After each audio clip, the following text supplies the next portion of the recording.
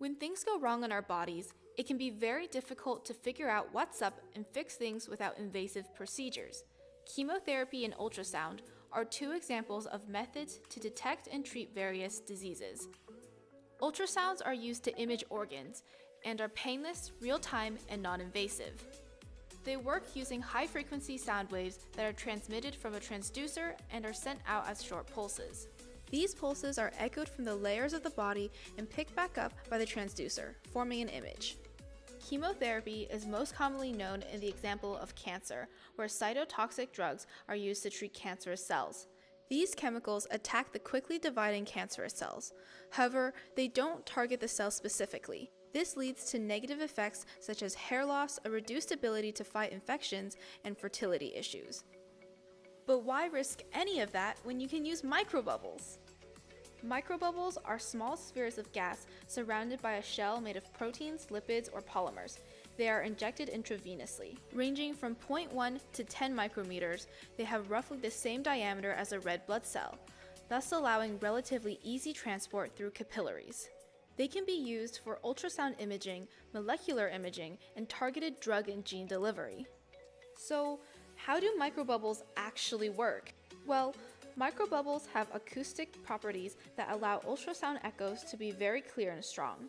When targeted by low acoustic pressure, the microbubbles expand and contract.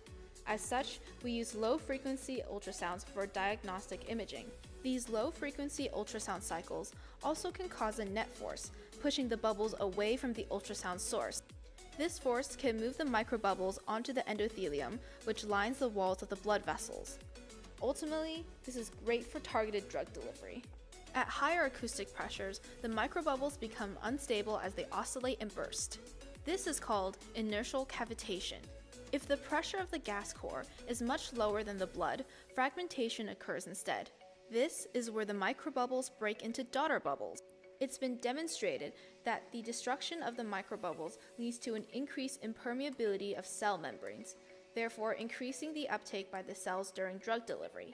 As such, high-frequency ultrasound paired with drug-loaded microbubbles allows local delivery to specific parts of the body. Microbubbles are very unstable in aqueous media. To solve this, we add a stabilizing shell made of surfactants, lipids, proteins, polymers, or a combination of these materials. Let's explore the lipid shells in a little more detail. There are actually quite a few benefits to using lipid shells. For example, phospholipids self-assemble into a monolayer at the gas-liquid barrier, which is held together by the hydrophobic and van der Waals interactions between the tightly packed acyl chains, thus giving the shells solid properties. Their hydrophobic acyl chains face the gas, and their hydrophilic head groups face the water. Consequently, the lipid monolayer will form spontaneously around a gas bubble. The low surface tension reached by the lipid monolayer stabilizes the microbubble. The lipid molecules are held together by weak forces, without chain entanglement, meaning the shell can expand and compress its area. They are also able to reseal around the gas core following fragmentation. Despite all their benefits, microbubbles still need to be improved in order to achieve widespread implementation. Microbubbles are currently very difficult to produce identically, manipulate, and predict. One way to counteract this is to place magnetic nanoparticles inside the microbubbles and apply an external magnet, thus directing them around the body. Now, although some polishing is required, with the development of microbubbles, the future of clinical care looks bright and bubbly.